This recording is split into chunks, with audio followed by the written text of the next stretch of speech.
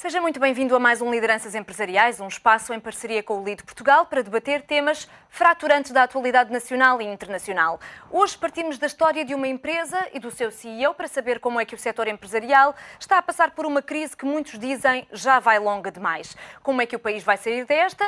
E as empresas devem resignar-se ao mercado interno ou vão precisar de exportar e depois internacionalizar para sobreviver e ter sucesso? Hoje as respostas são de Luís Paulo Salvado, o CEO da tecnológica Nova Base, que diz que está a fazer o que mais gosta, gerir a empresa que ajudou a crescer e com quem vive muitas horas de cada dia. Liderar a Nova Base é um grande desafio, mas também um grande trunfo. Diz que tem a melhor equipa que qualquer CEO poderia desejar, que é a equipa da Nova Base. Muito obrigada por estar neste Lideranças Empresariais. É um gosto recebê-lo aqui, mas gostava de começar por falar da crise, a crise nacional, e tentar saber que leitura faz deste momento que Portugal vive atualmente e porquê é que chegámos até aqui, porquê é que tivemos de pedir ajuda externa. Bem, boa noite. Obrigado também pelo convite que me dirigiram. Enfim, o tema da crise hoje tem sido, nos últimos meses, nos últimos anos, tem sido amplamente debatido. Enfim, todos têm as suas teorias sobre porquê é que a crise nasceu. De facto, o mundo, se olharmos para as últimas décadas, os últimos séculos, existem sempre crises e temos que perceber que muitas vezes as crises indiciam que há zonas do planeta que estão a passar por dificuldades, mas há zonas que estão muito prósperas, não é? Se nós olharmos globalmente para o mundo, percebemos que esta crise também tem algumas motivações no grande desenvolvimento que algumas zonas do planeta estão a ter e estão a tirar centenas de milhões de pessoas da pobreza. Portanto, de certa forma, está a haver uma redistribuição melhor, se quisermos, da riqueza que o planeta gera. Obviamente, as causas são muito complexas, não é? Os sistemas são comunicantes. Eu penso que é impossível falar de uma crise específica só de Portugal. É óbvio que Portugal tem as suas questões específicas da sua economia. E aí eu penso que algum atraso nós temos na qualificação das pessoas. Portanto, também fruto de muitas décadas no século passado em que o país não apostou que devia na educação dos portugueses. Conduziu a questões de uma baixa produtividade, a questões de pouca diferenciação daquilo que fazemos, ou seja, há questões estruturais da crise na economia portuguesa, mas eu penso que hoje as razões maiores até são externas. E não falo apenas do tema da questão financeira, ou seja, eu acredito que a Europa está doente e não é com uma virose financeira. Eu acho que a virose financeira existe, ajudou a mostrar mais claramente o problema que a Europa tem, mas não é essa a questão, o problema, a maior doença que temos. Eu penso que a Europa, como continente avançado, está a passar por uma série de alterações profundas, desde logo a sua pirâmide demográfica não é compatível com a proteção social que a própria Europa oferece aos seus cidadãos, e isso é um bem que tem que ser preservado. A não renovação, portanto, o envelhecimento excessivo das pessoas, o aumentar do tempo médio de vida, a baixa natalidade que temos em média na Europa, faz com que o sistema deixe de ser sustentável, o sistema que tínhamos nas últimas décadas criado e que era um sistema que tinha aumentado muito o bem-estar das pessoas. E eu penso que não estão a ser dadas as respostas certas a estas questões. Olhando em particular para Portugal, gostava de lhe perguntar sobre o tema do endividamento, que foi um daqueles que mais pesou no pedido de ajuda externa. Gostava de lhe perguntar se acha que houve mais responsabilidades do setor público ou do setor privado, porque a dívida externa era maior que a dívida pública. Certo. Enfim, como em tudo na vida, eu penso que as responsabilidades não estão só num lado. Normalmente, quando há um problema, existe sempre alguma divisão de responsabilidades. Eu penso que toda a gente embarcou num modelo de desenvolvimento que era inviável e toda a gente acreditou, sabendo alguns que isso não era sustentável, que o modelo, alguns no tempo, iria ruir, porque estava-se a criar um financiamento virtual à economia, acabou por ser cómodo a toda a gente fazer de conta que isso era um bem infinito. Quer aos Estados, à parte pública, porque isso era uma forma de governar com alguma facilidade, porque, digamos, investir em grandes obras públicas, etc., dá sempre muitos votos. E eu penso que isto não foi só um problema em Portugal, foi um problema em muitos governos dessa Europa. E também, ao nível das famílias, as famílias terem um acesso muito fácil a crédito muito barato, permitia-lhes ter um nível de vida muitas vezes acima do que as pessoas criavam, em termos dos seus padrões de riqueza. Não está em causa a vontade das pessoas usufruírem disso, porque estava lá, mas o modelo não era sustentável. Portanto, e no que se refere ao setor privado, podemos dizer que o setor privado também, por conta de perda de competitividade, deixou fugir os clientes para outros países, como seja a Alemanha, uma mudança, uma viragem na compra de produtos a Portugal para outros países do Sul? Não só a Alemanha. Eu penso que produtos de grande tecnologia, sim, se bem que Portugal nunca foi um produtor desses produtos. Por exemplo, os carros. Nós não tínhamos uma indústria automóvel e perdemos-nos para a Alemanha. Nunca a tivemos. Outro tipo de produtos.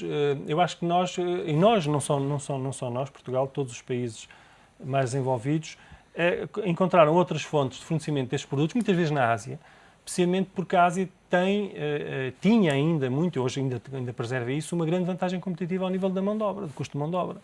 Todos o tipo de bens e serviços podem ser comprados com uma mão de obra muito baixa, com grande intensidade de mão de obra, e que não tem uma grande complexidade. Obviamente, o próprio consumidor foi pressionando para que os preços fossem baixando e os servidores foram buscar esses produtos a essas origens. Aproveito a oportunidade de estar aqui em frente a um empresário, precisamente, e a um líder, para lhe perguntar como é que esta crise afetou o setor empresarial. Todas as medidas de austeridade, a redução do consumo das famílias, mas também a redução do consumo das empresas e do Estado em conjunto e o aumento dos impostos. Como disse, isso são tudo uma série de fatores, todos a pesarem no mesmo sentido e, infelizmente, não é o bom sentido, não é?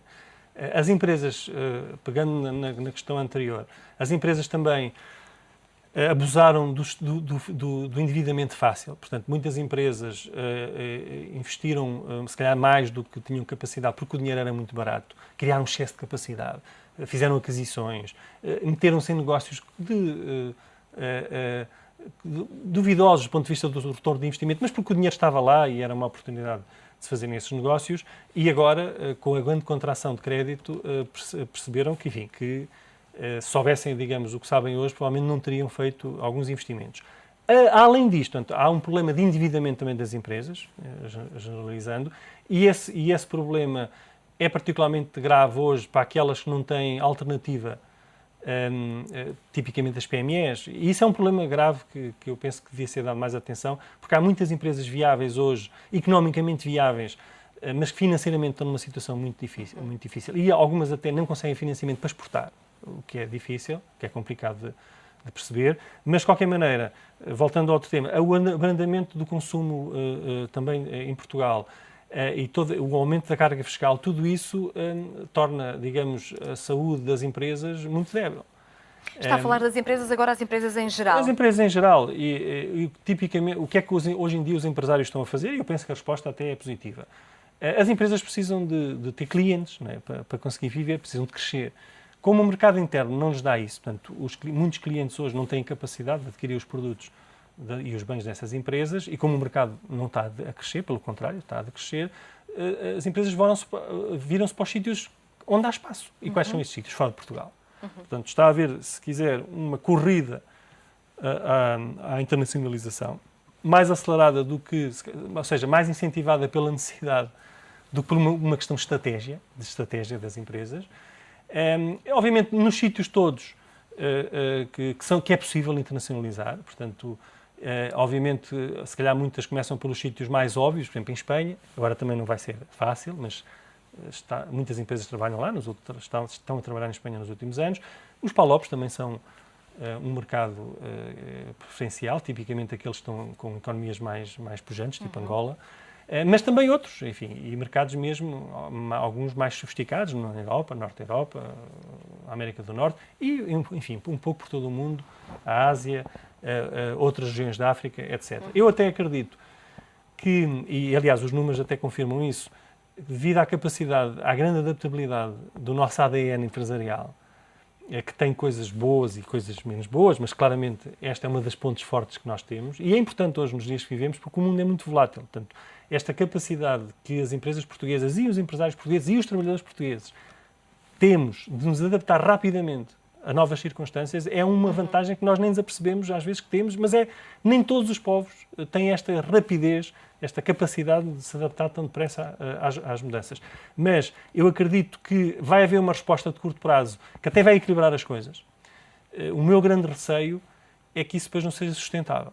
Como sempre, nós somos muito bons a improvisar no imediato, a resolver o problema no imediato, mas não lhes damos muita sustentabilidade, porque aí falta-nos uma capacidade de preparação, de organização das coisas a médio prazo. Antes de entrarmos na história da internacionalização e, em particular, da história de sucesso de internacionalização da Nova Base, eu gostava de falar primeiro dos resultados da empresa nestes últimos 2 anos. Sei que lhe dá particular gosto falar dos resultados porque diz que conseguiram conciliar os melhores resultados de sempre num momento peculiarmente difícil para o país. E a questão é, como é que conseguiram este feito?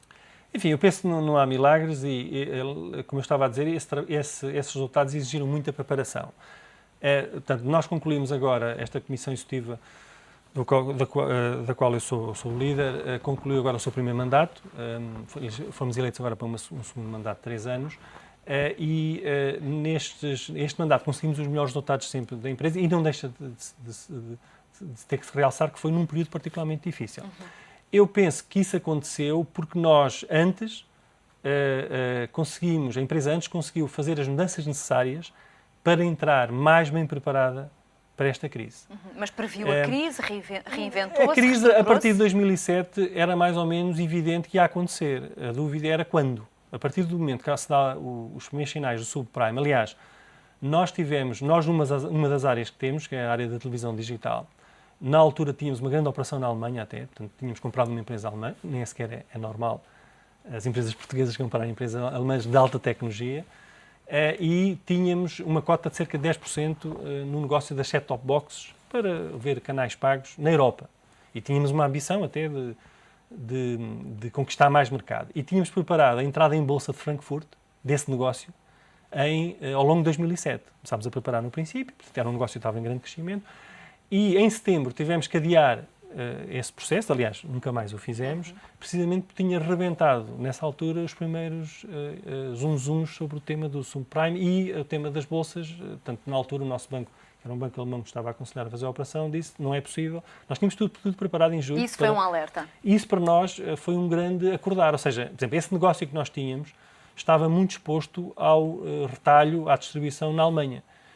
E nós, desde essa altura, começámos a trabalhar ativamente para reduzir a nossa exposição, porque acreditávamos que, até porque já tínhamos tido um impacto nessa altura em nós mesmos, portanto, no nosso negócio, que era uma questão de tempo. Depois, a partir daí, as coisas foram-se agravando. Portanto, sempre mais notícias em cima de mais notícias. 2011 foi um ano mais pressionado para a Nova Base, com o recuo dos lucros em cerca de 80%, muito por conta da atividade doméstica.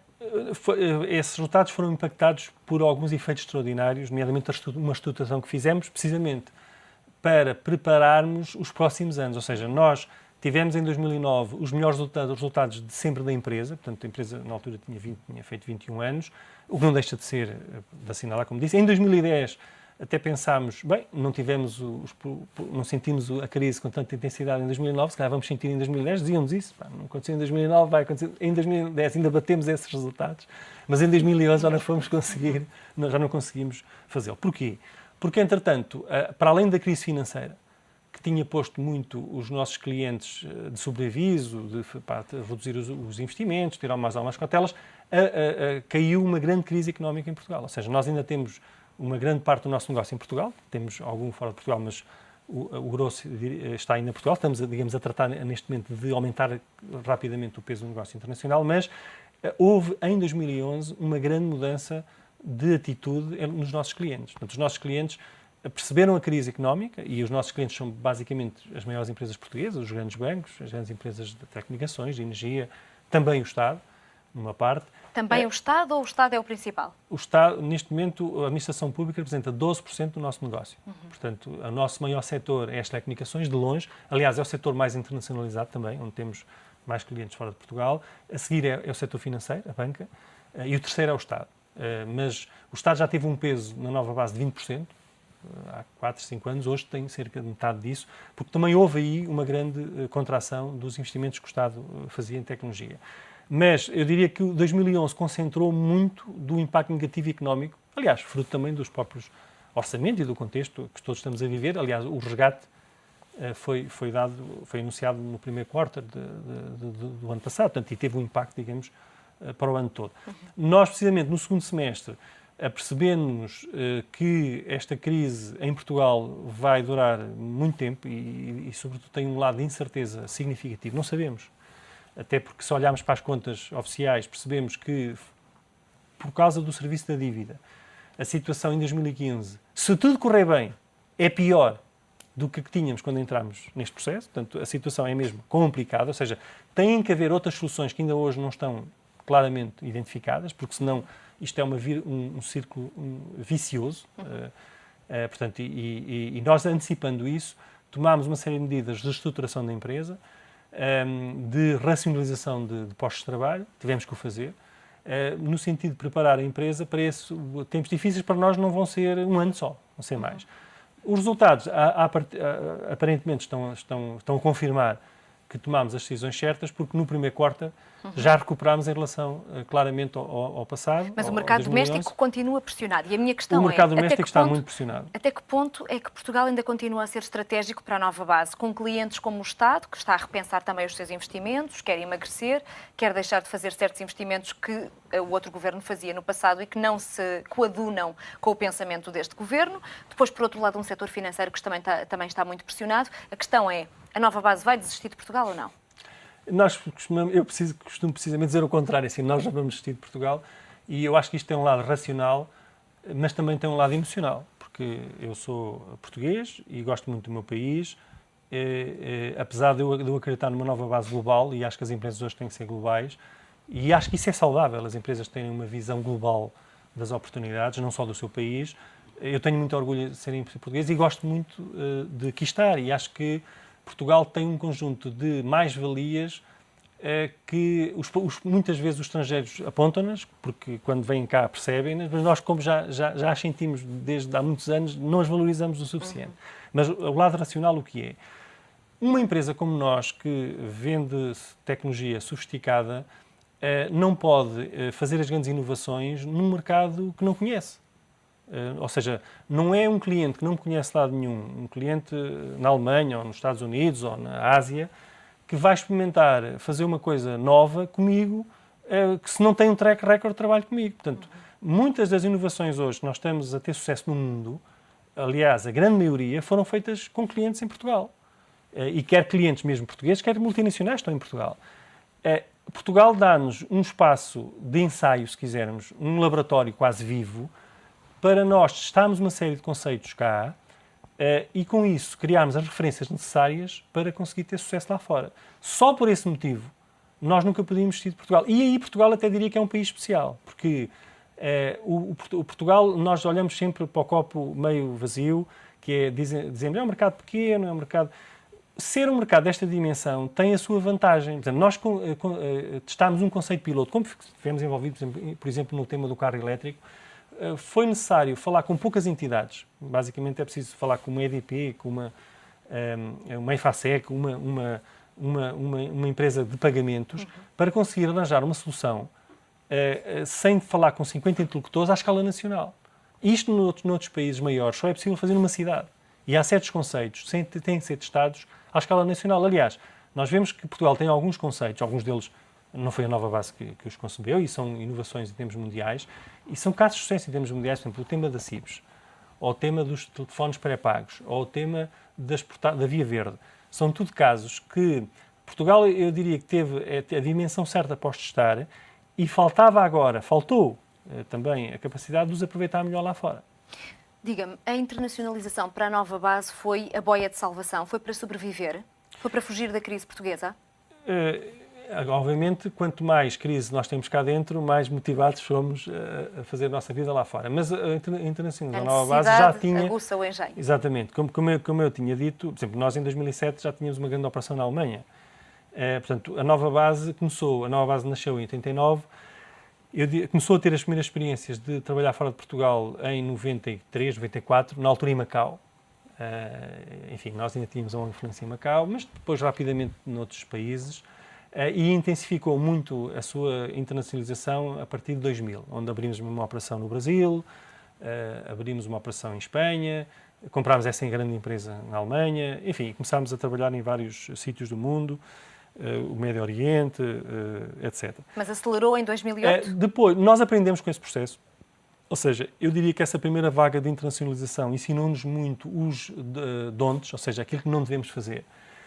Cometemos os nossos erros, porque a primeira tentação, nós tínhamos tido muito sucesso cá em Portugal, e a primeira tentação é replicar os modelos que conhecemos a outras realidades, sem as conhecer bem.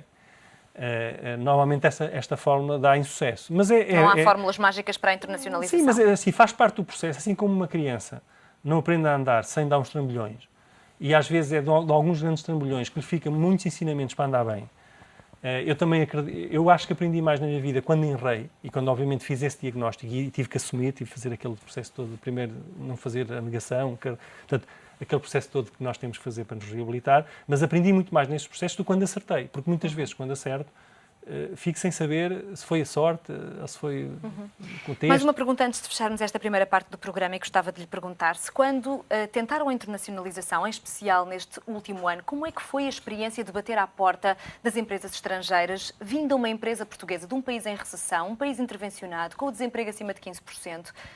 Prejudicou a imagem da Nova Base Portugal? É difícil. Eu posso dizer assim, nós já sentimos alguma dificuldade de imagem porque como nós trabalhamos numa área muito avançada, tecnologicamente, muitos mercados, sobretudo alguns mercados mais sofisticados e alguns, eu diria, com alguma perspectiva errada de Portugal, porque o que Portugal conhece era um Portugal, se calhar, dos imigrantes que foram para lá nos anos 60 ou 70, e interrogámos uma vez num país, posso dizer que foi na Alemanha, a fazer uma venda de uma dessas soluções. Tivemos meia hora a explicar a solução e depois 2 horas a pedir desculpa por sermos portugueses. Porquê? Porque eles não percebiam porque é que uma tal inovação tinha aparecido em Portugal. E não tem nada a ver com a crise isto. Portanto, isto foi, ou seja, tem a ver com a imagem que se cria havia algum déficit de imagem de Portugal como um país sofisticado ao nível das tecnologias. Isso foi recente? Não, isso tem 10 anos. Eu penso que as coisas até foram melhorando, ou seja, algumas empresas portuguesas foram se internacionalizando e foram mostrando uma imagem diferente de Portugal. Mas é um processo que demora décadas. Esta crise, eu acho que nós estamos a recuperar um pouco desse processo, até porque os clientes, quando experimentam trabalhar connosco, rapidamente desfazem essa imagem e até ficam com uma imagem, às vezes, inversa, que é, e tem muito a ver com a capacidade com o trabalhador português, que é normalmente muito qualificado. Portanto, as pessoas que saem das universidades, e nós também trabalhamos digamos, com uma espécie de elite em Portugal, das melhores universidades, mas essas pessoas comparam bem com qualquer recém-graduado de qualquer universidade do mundo, portanto, nas nossas áreas onde trabalhamos. E quem nos diz isso é os clientes. E se juntarmos isso a alguma capacidade de adaptação que as nossas pessoas têm a culturas locais, aos costumes locais, temos muitas vezes uma fórmula ganhadora. De maneira que quando os clientes nos experimentam, é muito difícil. Nós estamos a trabalhar, por exemplo, no Médio Oriente e noutros países. Ganhámos lá um primeiro projeto, e era suposto ser só um projeto, isto há 5, 6 anos, e hoje ainda continuamos. Os clientes quase que, não vou dizer que inventam projetos para continuar a trabalhar connosco, mas confiam muito em nós, uma série de coisas começaram a fazer e querem continuar a fazer. Eu penso que esta crise recente veio trazer um lado novo que dificulta-nos abrir mercado que ainda não nos conhece. Ou seja, se formos para um país que não nos conhece, torna mais difícil, porque muitas vezes mas vocês vêm de um país naquela situação, mas para quem nos conhece isso é indiferente. Muito bem. Boas notícias a terminar esta primeira parte. Fazemos uma curta pausa neste Lideranças Empresariais, mas esperamos por si na segunda parte desta conversa. Até já.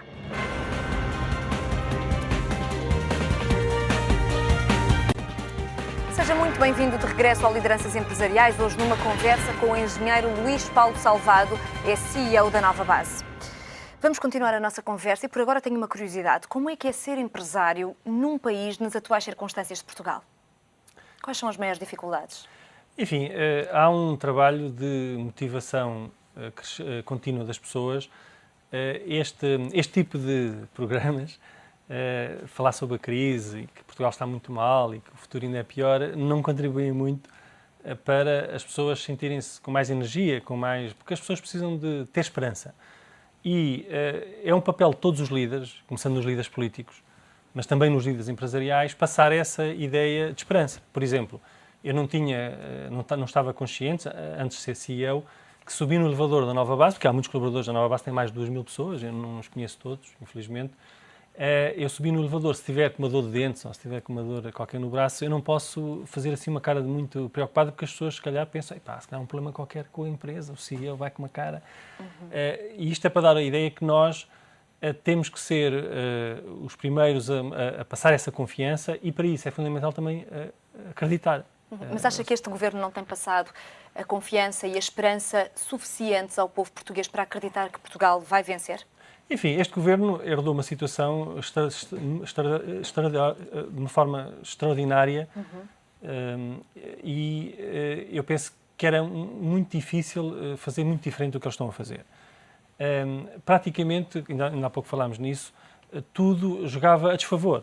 Herdar um país numa situação já de resgate, com uma estratégia governativa muito condicionada pelo programa da Troika e sem grandes espaço de manobra. Eu penso que o Governo tem mostrado essa determinação em lutar contra os problemas. É óbvio que há questões que as pessoas gostariam de já ter visto mais rapidamente resolvidas, o tema do crescimento. Mas, como eu lhe disse, eu acho que o problema do crescimento não é só um problema que se resolve em Portugal. Eu acho que tem que haver uma estratégia da Europa, ainda há pouco falámos sobre isso. A Europa tem aqui uma oportunidade. A Europa, como sofre daquele tipo de problemas de quem vai à frente, a Europa pode criar aqui uma série de soluções novas, de inovação social, de sistemas de saúde, até da indústria do entretenimento, porque se nós nos formarmos aos 65, vamos ter qualidade de vida durante mais 20 anos. O que é que vamos fazer durante estes 20 anos? Não vamos poder trabalhar, não vamos poder contribuir para a sociedade, não nos vamos poder divertir. Há aqui todo um conjunto de sistemas que faltam hoje, que a Europa podia ser pioneira. Eu acho que Portugal aqui, eu acho que isto devia ser uma estratégia europeia, enfim, penso que está-se a caminhar nesse sentido, se calhar muito lento, e Portugal também devia, nessa estratégia europeia, encontrar melhor o seu espaço. Porque... Enquanto não há essa estratégia europeia, diga-me, o que é que este governo tem feito, na sua opinião, em relação à iniciativa privada? Temos um governo que é mais amigo da iniciativa privada do que outros anteriores? Eu penso que este governo acredita mais na iniciativa privada ser autorregulada. E aí eu não estou a fazer isto, portanto, isto é uma constatação. O governo anterior tinha uma ideia mais que o país devia estabelecer algumas prioridades e que os empresários deviam se alinhar em torno dessas prioridades. Este governo acredita mais na autorregulação da iniciativa privada, enfim, são dois modelos diferentes. Isso é bom, na sua opinião? Eu penso só os resultados o dirão. Eu acredito é que Portugal, com autorregulação dos empresários ou não, porque esse sistema também é possível, eu acho que hoje ninguém é bom a fazer tudo. E assim como as empresas têm que se especializar, e os próprios trabalhadores, ninguém é bom a fazer tudo. Eu não podia, se calhar, estar aí no seu lugar a fazer uma boa entrevista. Se calhar faço melhor o papel de entrevistado. Mas, portanto, as pessoas têm que se especializar, têm que saber o que é que estão a fazer muito bem. Muitas vezes têm que investir muitos anos de educação para ter essa capacidade.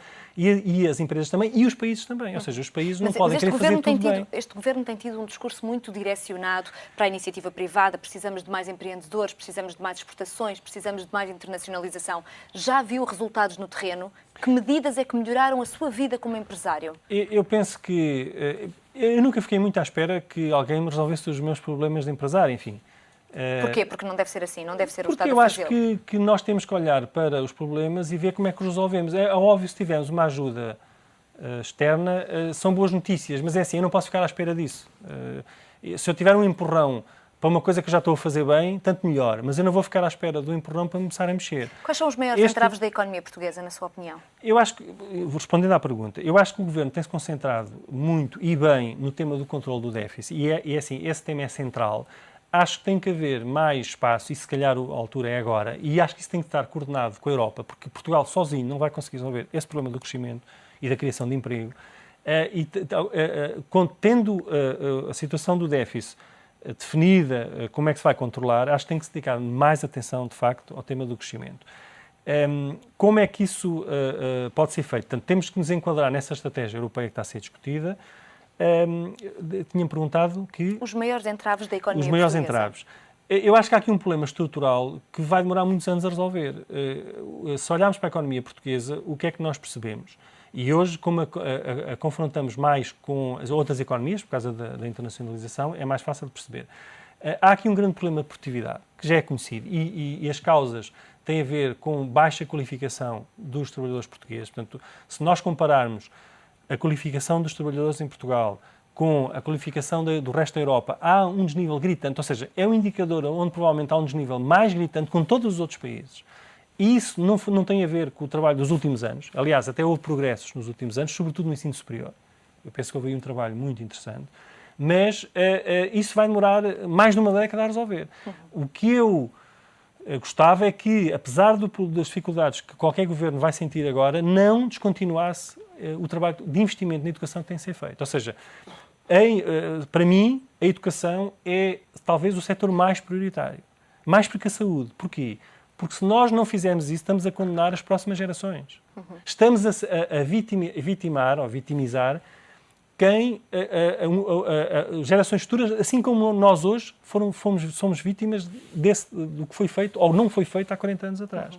Portanto, o grande problema para mim da economia portuguesa é a produtividade. E depois há outro problema que tem a ver com a diferenciação das nossas soluções, dos nossos bens, dos nossos serviços, porque hoje tem que ser muito diferenciado para ter uma proposta de valor acrescentada. Eu acho que há aqui também um trabalho a fazer junto dos empresários. Portanto, eu acho que há um trabalho ao nível dos trabalhadores de produtividade. É um trabalho que vai demorar tempo. Não sei se há aí atalhos que se possam trilhar. Talvez, mas é assim, acho que se devia trabalhar nesse aspecto. Acho que também, no tema da diferenciação, tem sido feito um trabalho interessante de qualificar melhor os gestores portugueses. Nós tínhamos uma gestão, há 20 anos atrás, muito familiar. As pessoas que ficavam com os negócios normalmente eram a família e não tinham uma preparação especial, aprendiam as coisas, o ofício com o pai, mas há formas melhores de fazer as coisas. Eu penso que houve um grande investimento de muitas escolas de gestão, muitas delas até privadas, em qualificar muita gente, muito pequeno empresário, muito líder PME, e acho que isso dá um dinamismo à economia portuguesa diferente, muito mais positivo, mas acho que esse trabalho ainda está na meio. Portanto, há muito Mas esse trabalho só pode dar resultados se as empresas tiverem financiamento. É o tema que falávamos há pouco. Muitos economistas consideram que este é mesmo o principal problema da economia portuguesa neste momento, porque a banca comercial, que era antes um parceiro das empresas, travou a fundo o crédito, não só às famílias, mas como também às empresas, e há algumas delas PMEs viáveis, que querem exportar, querem prosseguir com os seus investimentos. Ora, se não há dinheiro para as empresas que são viáveis, o que é que vai acontecer à economia? Vai congelar? Enfim, eu acho que esse é um problema que tem que ser resolvido, como disse, rapidamente, porque, enfim, o circuito de dinheiro é como uma espécie de sangue para a economia. Portanto, há muitas empresas que estavam muito alavancadas, estavam muito endividadas, fruto, digamos, das estratégias anteriores, e hoje deparam-se com uma situação de grande seca, digamos, nesse aspecto. Isso paralisa a atividade económica. Eu acho que isso, parte do desemprego, se calhar que temos assistido, também tem a ver um pouco com essa incapacidade das empresas financiarem.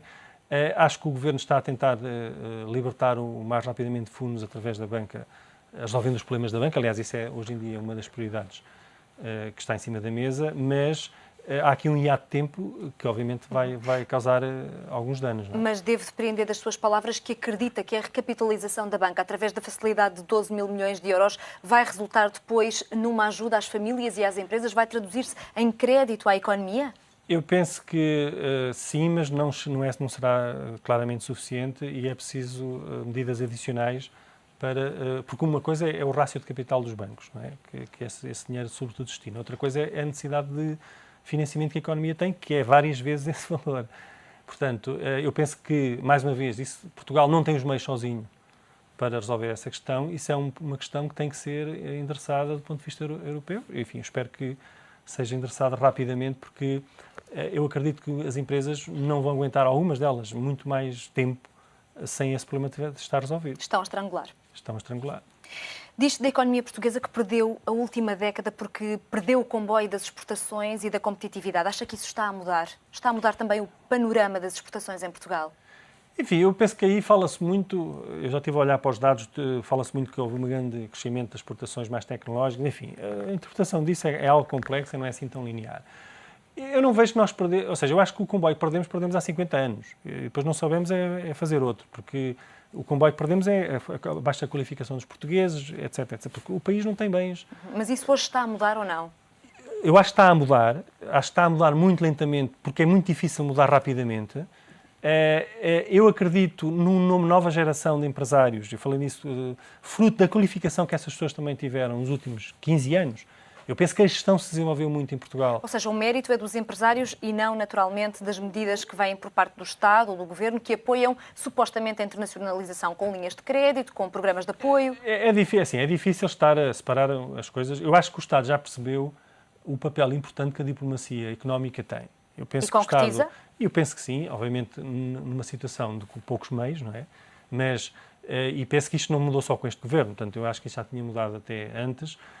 Eu como empresário senti claramente uma mudança nos últimos 4, 5 anos de pôr a diplomacia portuguesa, ou pelo menos sensibilizar a diplomacia portuguesa para também a necessidade de ajudar as empresas portuguesas. Eu até ouvi um ministro dos Negócios Estrangeiros dizer, num seminário que eu fui convidado para ir até falar aos embaixadores portugueses, e estavam lá muitas dezenas, a dizer, vocês ajudarem a vender um bem de uma empresa portuguesa é estarem a alimentar os portugueses.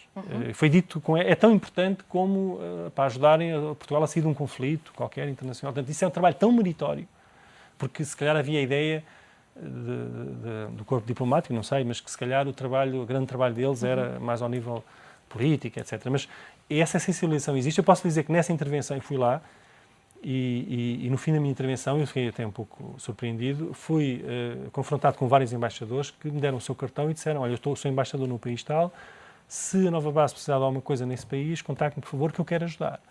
Portanto, Alguma coisa estará a funcionar? Eu penso que está a funcionar. O que é que neste momento, e nós obviamente lamentamos sempre, os meios provavelmente não são os que nós gostaríamos, mas o Estado também está a funcionar com os meios que tem. Gostava de falar ainda consigo acerca das novas regras do mercado laboral. O mercado laboral que foi acusado nos últimos tempos de ser muito pouco flexível, muitas coisas mudaram, as regras do subsídio de desemprego, a forma de despedir, os feriados, enfim, também os direitos dos trabalhadores. Muitos consideram que isso foi o maior retrocesso civilizacional de sempre. Qual é a sua opinião? Acha que isso vai mudar efetivamente para melhor o mercado laboral? Enfim, eu estou num setor onde essas mudanças não representam muito para nós. No nosso, por exemplo, aquele tema que se falava de meia hora de trabalho, isso no setor dos serviços, enfim, as pessoas trabalham aquilo que é suposto trabalhar, nós temos clientes, temos que honrar os compromissos. Portanto, há muitas medidas que hoje se estão a mudar que eu penso que se destinam mais, se calhar, a setores mais industriais, etc. Em relação ao tema da legislação e se isso vem para ficar ou não, isso tem a ver com aquela questão que eu disse da sustentabilidade da Europa. Eu acho que, eu percebo quem reclame por algumas medidas que foram deixadas cair, mas que gostava de regressar ao passado, está a fazer o seu papel, normalmente são representantes, são sindicatos, representantes dos trabalhadores, acho que têm que fazer esse papel. Mas nós temos que olhar para o mundo de uma forma muito pragmática. E se nós olharmos, alguns modelos que temos hoje são completamente insustentáveis. Porque se Portugal vivesse num sistema fechado, eu acho que nós podíamos ter essas regras todas. Como nós estamos a competir com países que estão a anos de luz, em termos de leis de trabalho, das nossas, cria-se aqui um gap, um vazio tão grande entre as regras que é impossível o trabalhador português ter sucesso. Portanto, e nós temos que nos perceber disso que há mudanças que são inevitáveis e mais vale nós abraçarmos essas mudanças e transformarmos umas mudanças aceitáveis do que tentarmos negá-las ou acreditar que elas não nos vão atingir, porque elas vão nos atingir e quanto mais tarde, pior. Mas acha que, por exemplo, Portugal deve competir lá fora pelo baixo salário? Não, mas em termos de as mudanças que foram feitas não foi para baixar os salários, não é? Houve uma perda do poder de compra, naturalmente, dos portugueses, nomeadamente na função pública. Claro, não houve uma descida dos salários nominais. Também foi por questões fiscais, uma questão de controle do déficit. Mas acha que isso devia ser feito, descida de salários nominais para ganhar competitividade lá fora? Enfim, há quem defenda. Eu não sou economista, o que lhe digo é nós temos de tornar mais competitivos. Eu preferia tornar mais competitivo aumentando a produtividade, ou seja, o output, aquilo que é produzido. Outra forma de nos tornarmos mais competitivos é descermos o custo de fator de trabalho. Mas no essa forma não é mais interessante porque isso não cria muita riqueza para as pessoas, para os trabalhadores. Não é? Mas imagine, no seu caso, na nova base, o que é que seria melhor para ganhar competitividade no mercado lá fora? O que é que poderia ajudá-lo mais? Ter mais poder para negociar o salário com, por exemplo, o empregado, que muitas vezes os trabalhadores não estão disponíveis para? Enfim, eu posso dizer que nós não temos esse problema e eu fui confrontado com essa situação na estruturação que nós fizemos. Nós tínhamos uma alternativa que já agora era académica, que era baixar os salários a toda a gente, porque não é possível baixar os salários. A lei portuguesa não permite, nem com o acordo do trabalhador. Mas é precisamente a minha pergunta e é nesse sentido muito rapidamente que era renegociar salários evitaria o desemprego, mais desemprego? Mas nós tínhamos esse caminho, ou um caminho de tornarmos as nossas estruturas mais ágeis e resolvermos, depois de fazer um trabalho muito complicado, porque eu descer os salários a toda a gente 5%, se fosse possível, era muito fácil. Esta decisão toma-se aqui, sim. A outra decisão foi não, tentámos olhar para as zonas de empresa e racionalizarmos estruturas, extinguirmos direções, fechámos áreas, que foi um trabalho, se quisermos, cirúrgico. Durou um mês intenso, de muitas horas de trabalho. E fomos por esse caminho. Porquê? Porque, até para ter sucesso lá fora, nós temos de ter pessoas que se sintam devidamente remuneradas. Um trabalhador da Nova Base que vá fazer projetos para fora de Portugal e que esteja a ter alguns meses fora, é exposto a uma situação muito difícil, não é? Obviamente, os mais jovens gostam de fazer isso, até para conhecer o mundo, ou seja, é sempre... Mas, às vezes, as pessoas têm que ir e, se calhar, preferiam não ir, não é? As pessoas têm família cá. E, desse ponto de vista, as pessoas têm que sentir que estão a ser justamente compensadas. Nós somos sujeitos nós competimos no mercado global. Qualquer empresa multinacional pode ir aliciar um trabalhador da Nova Base. Desse ponto de vista... Eu não quero perder as minhas melhores pessoas, ou seja, eu mesmo se pudesse ter salários mais baixos, não os ia ter porque ia perder as melhores pessoas. Portanto, o caminho é por aí. Agora, eu não estou a dizer que isso seja assim em todos os setores em Portugal. Agora, acho que há que ter muito cuidado antes de entrar por esse caminho de descer salários. Flexibilizar a lei laboral para dar mais dinamismo ao mercado laboral, eu acho que pode ser útil. Se calhar o timing de fazer agora... pode não ser o mais apropriado. Aliás, há quem diga que estes tipos de reformas não se devem fazer nestes períodos onde há mais agitação, porque normalmente ou vai-se longe demais ou não se acerta bem no alvo. Mas eu acho que esse é um caminho para trilhar, ou seja, eu não estou a ver que as coisas regressem ao que eram, pelo contrário, eu estou a ver que as coisas ainda vão evoluir. Não é necessariamente no sentido de desbalancear a relação empresário-trabalhador. Ou seja, eu também sou contra uma situação onde o poder negocial esteja muito concentrado. Porque, apesar disso parecer, eu estou do lado do empresário neste momento, que favorece o empresário, eu acho que isso só favorece no curto prazo. No médio prazo, isso vira sempre contra o empresário. Estamos praticamente a terminar e tenho aqui ainda algumas perguntas de resposta mais rápida para lhe fazer. São subejamente conhecidos e aqui falámos deles, dos danos colaterais desta crise. Há também virtudes e lições que se devam retirar? Retirou as suas? Enfim, as lições que tiramos, nós tiramos essas lições sempre da vida. O que nós percebemos é que se cometeu muitos excessos, se viu o acidente, ou seja, percebeu-se que andava como um cão, cheirava como um cão, ladrava como um cão, se calhar era um cão, ou seja, viu-se os sinais todos a acontecer e ninguém fez nada. Ou seja, as pessoas iludiram-se. E também os sistemas de supervisão, é muito fácil hoje dizer isso, não é? Fazer diagnósticos depois das desgraças acontecerem, todos somos especialistas, mas eu acho que se percebeu que o acidente ia se dar e não houve capacidade e supervisão necessária para travar esse acidente porque os incentivos estavam mal definidos. Ou seja, havia muitos incentivos para os disparates que aconteceram. Acha que esses erros devidamente corrigidos e depois da Troika vamos ter uma economia mais saudável, mais competitiva e a crescer? Olha, se eu tivesse como costuma dizer, uma bola de cristal, conseguiria responder. Assim, não consigo dizer isso. O meu grande preocupação é, eu acho que nós até vamos conseguir ultrapassar esta situação. Vamos sofrer um pouco, estamos todos a sofrer um pouco, mas vamos conseguir ultrapassar esta situação. Eu gostava é que tivesse valido a pena. Ele está a dizer que... E não sei se tem a ver com as lições aprendidas. Eu acho é que nós devíamos pensar o país a mais longo prazo. Ou seja, temos que sair desta situação, é verdade, é inevitável, temos que a contornar, mas temos que preparar Portugal para os próximos 20 anos. Eu temo que nós, passando esta dificuldade e quando ganharmos mais alguma energia e as coisas começarem a correr melhor, relaxemos. E acho que depois vamos ficar à espera da próxima crise. Engenheiro Luís Paulo Salvado, foi um gosto e um luxo recebê-lo aqui no Lideranças Empresariais. Muito obrigada por nos ter trazido também essa sua visão mais otimista desta crise. Muito obrigado também eu. Hora das despedidas no Lideranças Empresariais. Já sabe, daqui a 15 dias mais temas de relevo e líderes a esta mesa. Até lá.